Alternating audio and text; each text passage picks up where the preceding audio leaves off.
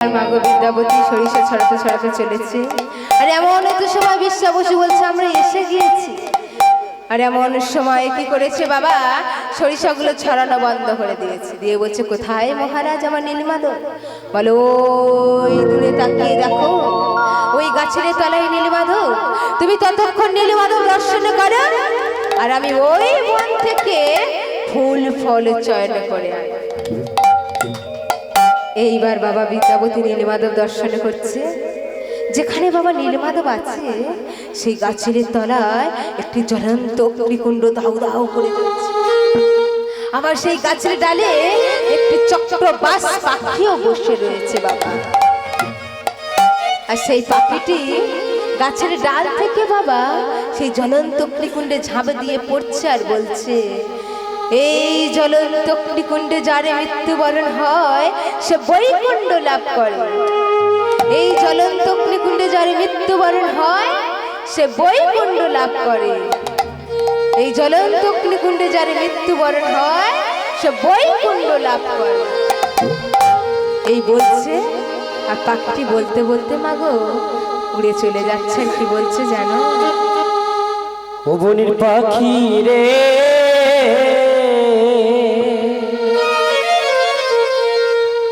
মাগো কি কথা শুনাইলি রে পাখি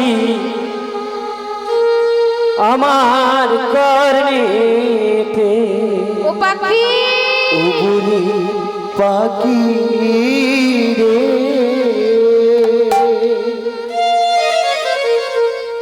কি কথা শুনাইলি রে পাখি আমার কর্ণেতে। মনের পাখি রে, কি কথা শুনাইলি রে পাখি আমার কর্ণেতে। মনের পাখি রে, কি কথা শুনাইলি রে পাখি আমার কর্ণেতে। তুমি তো বনের পাখি, থাকো বনে বনে, এমন ধুরবাণী কে শিখাইল তোরে রে। কি কথা শুনাইলি রে পাখি আমার কর্ণেতে। পাখি ও পাখি, কি কথা শুনাইলি রে পাখি আমার কর্ণেতে। পাখি কেন পুষলি না রে, ও পাখি, খাঁচার ভিতরে আমি কেবল মন্দিরে আছি। মায়ার সংসারে রে, কি কথা শুনাইলি রে পাখি আমার কর্ণেতে। পাখি কি কথা শুনাইলি রে পাখি আমার কর্ণেতে। বনের পাখি কি কথা শুনাইলি রে পাখি আমার কর্ণেতে। বনের পাখি কি কথা শুনাইলি রে পাখি আমার কর্ণেতে। ভগবানকে আনতে চলেছে। সেই ভগবানকে আনতে যাওয়ার আনন্দে সবাই মিলে আমরা আজকে কি বলবো জানো? হরি নাম একবারে বলো না, বলো না,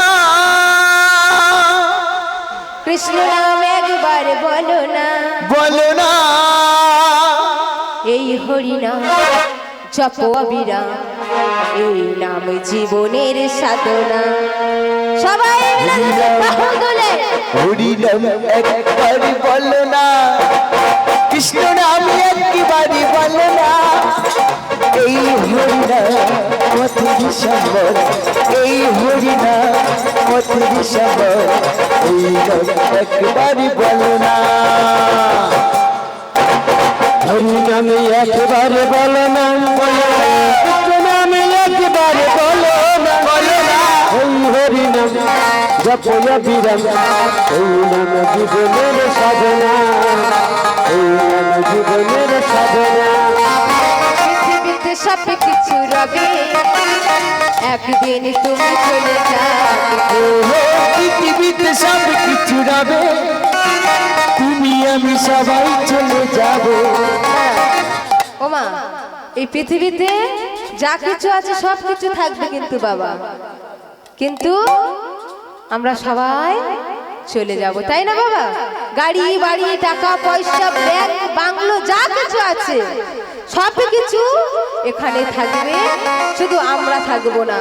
মাগো, নিত্য আর অনিত্য, ভগবান হচ্ছে নিত্য আর আমরা হলাম অনিত্য বস্তু। ভগবান থাকবে, আছে, রয়েছে, থাকবে, কিন্তু আমরা কেউ থাকবো না, আমাদের সবার চলে যেতে হবে। তাই কি বলছে?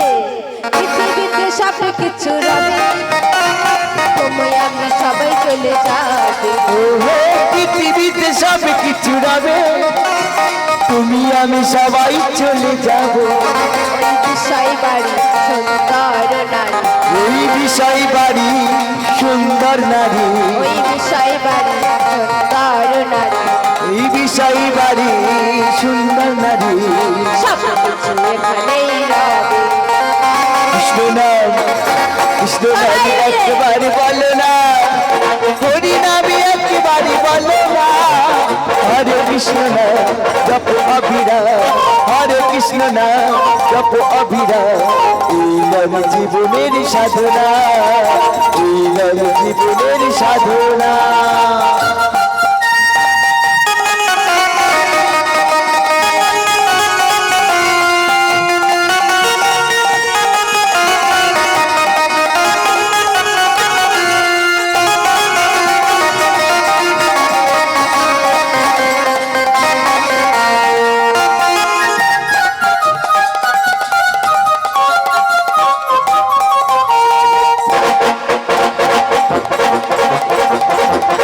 সবাই মিলে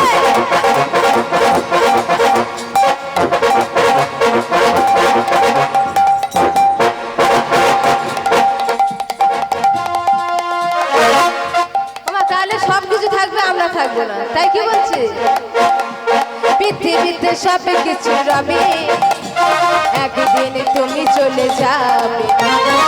পৃথিবীতে সব কিছু রবে, তুমি আমি সবাই চলে যাব। ওই বিষয় বাড়ি সুন্দর নারী, এই বিষয় বাড়ি সুন্দর নারী, সব কিছু এখানেই রবে। হরিনামে একবার বলো না, হরিনামে একবার বলো না, ওই হরিনাম জপ অবিরাম, এই নাম জীবনের সাধনা, এই জীবনের সাধনা। কৃষ্ণ নামে একবার বলো না, হরিনামে একবার বলো না, এই হরিনাম পথের সম্বর, এই হরিনাম পথের সম্বর, হরিনাম জীবনের সাধনা, এই নাম জীবনের সাধনা। হরিনামে একবার, হরিনামে একবার বলো না, হরে কৃষ্ণ নাম জপ অবিরাম, হরে কৃষ্ণ নাম জপ অবিরাম, এই নাম জীবনের সাধনা, এই নাম জীবনের সাধনা, এই নাম জীবনের সাধনা, এই নাম জীবনের সাধনা। বাহ, খুব সুন্দর। ওমা, একটা কথা বলি, উলু দিলে বা জয়ধ্বনি হরিধ্বনি দিলে আমার কিছু লাভ না, সব কিছু তোমাদেরই হয়। কারণ উলুধ্বনি করলে রাধা কৃষ্ণকে ডাকা হয়, আর ওই যে দুটি বাহু তুলে উত্তোলন করছো মা, ভগবানের কাছে আত্মসমর্পণ করা হচ্ছে। মাগো তাহলে ছোট করে বলি, দ্রৌপদী যখন বস্ত্র হরণ হয় বাবা, দুঃশাসন তখন বস্ত্র ধরে টানাটানি করছিল। এমন তো সময় দ্রৌপদী একটা বস্ত্র একটা হস্ত চেপে ধরে ভগবানকে ডাকছে, গোবিন্দ তুমি আমায় রক্ষা করো গোবিন্দ। এমন সময় কৃষ্ণ বলছে, দ্রৌপদী আমি তোমায় রক্ষা করতে পারবো না, কারণ লজ্জা ঘৃণা ভয় দিন থাকতে নয়। ওগো তুমি যে লজ্জা করে আমার চরণে যদি মনোপ্রাণ সঁপে দেবে, দুটি বাহু তুলে আমায় ডাকবে, একটি হস্ত তুলে কেন তুমি আমায় ডাকছো? যেই না এমন বলেছে, এমন সময় দ্রৌপদী কি করেছে মাগো, লজ্জা ঘৃণা ভয় সবে কিছু ভুলে গিয়ে গোবিন্দের চরণে মনোপ্রাণ সঁপে দিয়ে শুধুমাত্র একটি বারে বলেছে, গোবিন্দ তুমি আমায় কৃপা করো। যেই না বলেছে গোবিন্দ তুমি আমার কৃপা করো, দুটি হস্ত তুলে এমন সময় গোবিন্দ কি করেছে মা, শত শত শত বস্ত্র দিয়ে দ্রৌপদীর লজ্জা নিবারণ করেছে। তাই মাগো এই বাহু তুললে ভগবানের কাছে আত্মসমর্পণ করা হয়। ভগবান হে গোবিন্দ হে দয়াময়, তোমার কাছে যত পাপ করেছি, যত ভুল করেছি, যত অন্যায় করেছি, তুমি আমায় ক্ষমা করে দিও। তার জন্য তো এই বাহু উত্তোলন করা মা। তাই সবাই মিলে কৃষ্ণ প্রেমানন্দ হরি হরি হরি বলো। খুব সুন্দর। তাই বাবা যেখানে নীলমাধব ছিল বাবা, সেখানে আর নীলমাধব নেই। ইন্দ্রদুম্ন এসে দেখছে নীলমাধব নেই সেখানে। এমন সবাই ক্রোধিত হয়ে বলছে, বিদ্যাবতী কোথায় আমার নীলমাধব? বলো বলো কোথায় আমার নীলমাধব? বলে কেন, ওই তো গাছের তলায়। বলে দেখো তুমি। এইবারে বিদ্যাবতী লক্ষ্য করে দেখছে যে গাছের তলায় নীলমাধব ছিল বাবা, সেই গাছের তলায় আর নীলমাধব নেই। এমন সময় ইন্দ্রদুম্ন ক্রোধিত হয়ে বলছে, বিদ্যাবতী কোথায় আমার নীলমাধব? বলো বলো কোথায় আমার নীলমাধব? মনে হচ্ছে সবরাজ বিশ্বাবসু চুরি করেছে, চলুন সবরাজ বিশ্বাবসু গৃহে গিয়ে আক্রমণ করি। এই বলে সবরাজ বিশ্বাবসু গৃহে গিয়ে যেই না চিৎকার করছে, সবরাজ বিশ্বাবসু কোথায় আমার নীলমাধব? বলো কোথায় আমার নীলমাধব? বলো কোথায় আমার নীলমাধব? আপনার নীলমাধব না আমার নীলমাধব? আমার ভগবান বলেছে আমি ছাড়া কেউ যদি তাকে দেখে ফেলে, সে আর আমায় থেকে পূজা নেবে না, তাই সে আমায় ছেড়ে চলে গেছে। আচ্ছা মহারাজ তুমি বলতে পারো আমি কি অপরাধ করেছি যে আমার মেয়েটাকে ছেড়ে ওই যে তোমার রাজ পুরোহিত বিদ্যাবতী ছেড়ে চলে গেছে? বলতে পারো বিদ্যাবতী তুমি কেন ললিতাকে ছেড়ে চলে গেছো? কেন মা ললিতাকে বিবাহ করেছো তোমার স্ত্রী থাকা সত্ত্বেও? মহারাজ শুধুমাত্র নীলমাধবের সন্তান পাওয়ার জন্য। ও তোমার কাজ হয়ে গেছে তাই তুমি ললিতাকে ছেড়ে চলে গেছো? শোনো, আজ থেকে তুমি তোমার এই ললিতাকে স্ত্রীর রূপে স্বীকৃতি দিতে হবে এবং স্ত্রীর মর্যাদা দিতে হবে। বেশ তাই। এই বল ললিতা বিদ্যাবতীর হাত সঁপে দিল বাবা। আর এমন সময় ইন্দ্রদুম্ন ভগবানের কাছে কাঁদছে, দয়া ও দয়াময় আমি কি তোমার দেখা পাবো না? তুমি কি আমার কৃপা করবে না? এমন সময় ভগবান দৈববাণী করছে, ইন্দ্রদুম্ন কাল নীলগিরি পর্বতে একটি মন্দির নির্মাণ করবি, আর আমি সেই মন্দিরে অচিরেই নেমে আসবে প্রভু জগন্নাথ রূপে। শোন, তুই আর সবরাজ বিশ্বাবসু যাবি নদীর তীরে, গিয়ে দেখবি একটি কাষ্ঠ ভেসে আসছে, কাষ্ঠটা নিয়ে মন্দিরে দ্বারে দাঁড়িয়ে থাকা বৃদ্ধ ভাস্করের হাতে দিবি, আর ওই ভাস্কর কাষ্ঠটি কেটে খুব সুন্দর একটি মূর্তি বানিয়ে দেবে। এইবার বাবা প্রভাতে সবরাজ বিশ্বাবসু ইন্দ্রদুম্ন গিয়ে দেখছে নদীতে কাষ্ঠ ভেসে আসছে বাবা। এমন সময় ইন্দ্রদুম্ন চিনতে না পেরে কাষ্ঠ ভগবানের কাছে বলছে, দয়াময় নদীতে তো কত কষ্টে ভেসে আসে, আমি চিনবো কেমন করে, আমি জানবো বা কেমন করে। এমন সময় অনাদি আদি গোবিন্দ আমার দৈববাণী করে বলছে, ইন্দ্রদুম্ন ওই কাষ্ঠের গায়ে অঙ্কিত আছে শঙ্খ চক্র গদা পদ্ম, তুই তা দেখে তুলে এনে ভাস্করের হাতে দিবি। এইবার ইন্দ্রদুম্ন দেখছি কাষ্ঠের গায়ে অঙ্কিত আছে শঙ্খ চক্র গদা পদ্ম, আর সেই চিহ্ন দেখে মাগো তুলে এনে ভাস্করের হাতে দিয়েছে। আর ভাস্কর বলছে, মহারাজ কাষ্ঠ কেটে মূর্তি বানাতে গেলে 21 দিন টাইম লাগবে, আর 21 দিনের মধ্যে যদি তুমি মন্দিরের দরজা জানালা ভেঙে প্রবেশ করো তাহলে আমাকে আর দেখতে পাবে না, আর মূর্তি যে অবস্থায় আছে সেই অবস্থায় ওখানে প্রতিষ্ঠিত হয়। এইবার কাষ্ঠ নিয়ে বাবা মন্দিরের মধ্যে প্রবেশ করেছে বৃদ্ধ ভাস্কর। আর ইন্দ্রদুম্ন যেই না কাষ্ঠ নিয়ে প্রবেশ করেছে, এদিকে দরজা জানালা বন্ধ হয়ে গিয়েছে বাবা।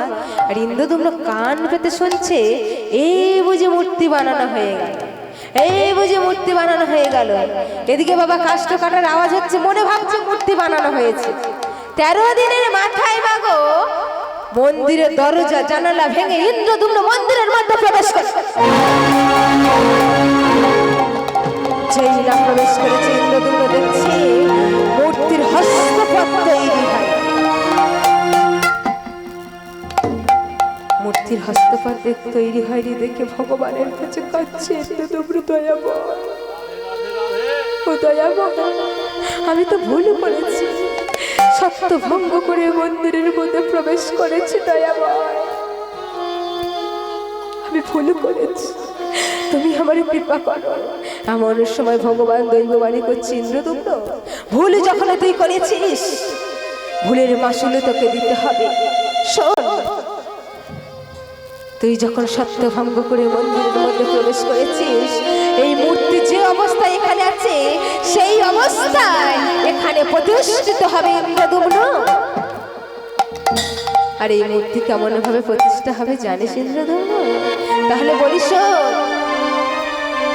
মাঝেতে সুভদ্রা ভগ্নী, দক্ষিণে বলরাম, মাঝেতে সুভদ্রা ভগ্নী, দক্ষিণে বলরাম, মাঝেতে সুভদ্রা ভগ্নী, দক্ষিণে বলরাম, মাঝেতে সুভদ্রা ভগ্নী, দক্ষিণে বলরাম। বাম পাশে আর বাম পাশে দাঁড়ায়ে আছে কৃষ্ণ ভগবান, ওই বাম পাশে দাঁড়াই আছে কৃষ্ণ ভগবান, আবার বাম পাশে দাঁড়ায়ে আছে কৃষ্ণ ভগবান, আবার বাম পাশে দাঁড়াই আছে কৃষ্ণ ভগবান। জয় জগন্নাথের নাম যে হলো, জয় জগন্নাথের নাম যে হলো, জয় জগন্নাথের নাম যে হলো, জয় জগন্নাথের নাম যে হলো, জগতে মাঝে পূজা পেল, জয় জগন্নাথের নাম যে হলো, জগতে মাঝে পূজা পেল, জয় জগন্নাথের নাম যে হলো, জগতে মাঝে পূজা পেল। জয় জগন্নাথ।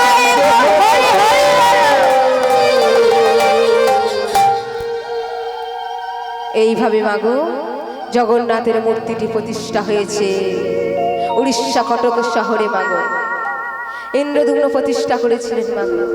তাই বাবা ভগবান বলছে, ইন্দ্রদুম্ন তোর জন্য যখন এখানে প্রতিষ্ঠা হলাম, তুই আমার থেকে বর চেনে দয়াময় বর দেবে। বর যদি দিতে হয় এই বর দিন দয়াময়। আমি বা আমার সন্তানেরা যদি কোনোদিন অহংকার করে থাকি তাহলে আমি যেন নিঃসন্তান হই। বেশ ইন্দ্রদুম্ন তাই হবে।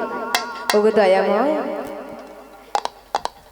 ওগো দয়াময়, যে ভক্তদের মঙ্গলের জন্য, যে ভক্তদের কল্যাণের জন্য আমি তোমার এই মূর্তি প্রতিষ্ঠা করেছি, তুমি কি পারো না সেই ভক্তদের আসার জন্য পুরীধামে একটি সড়ক পথ নির্মাণ করতে?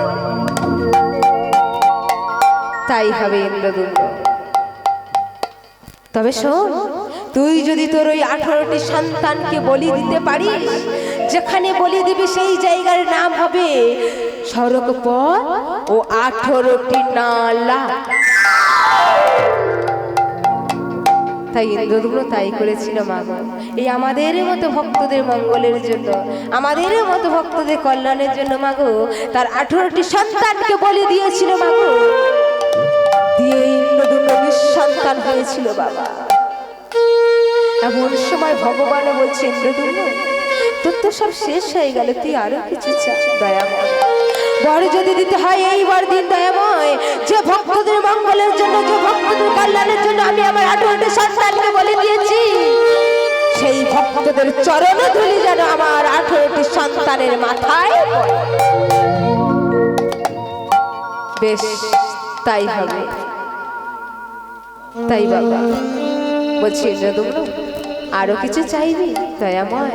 আর একটাই চাওয়া আছে আমার কাছে, ওই যে বিদ্যাপতি, ওর প্রথম স্ত্রী মাধবী, ওর গর্ভে যে সন্তানের হবে তারা যেন তোমার পূজা অর্চনার ক্ষমতাটুকু পায়। আর ওই যে ললিতা, ললিতার গর্ভে যে সন্তানের হবে তারা যেন তোমার ভোগ রন্ধনের ক্ষমতাটুকু পায় প্রভু। বেশ, তাই হবে। তবে এই ভোগ রন্ধন কেমন ভাবে হবে জানো দয়াময়? হাঁড়ির উপর হাঁড়ি, তার উপর হাঁড়ি চাপিয়ে ভোগ রন্ধন হবে, আর প্রত্যেক হাঁড়ি ভোগের স্বাদ থাকবে একই রকম। বেশ, তাই হবে ইন্দ্রদম্ন। এইবার মাগো, ভগবান ইন্দ্রদম্ন ভক্তর মনোবাঞ্ছা পূর্ণ করলেন। তাই এই লীলাটি এখানে সমাপ্ত হয়েছে। সবাই বলে হরি কৃষ্ণ প্রেমানন্দে হরি।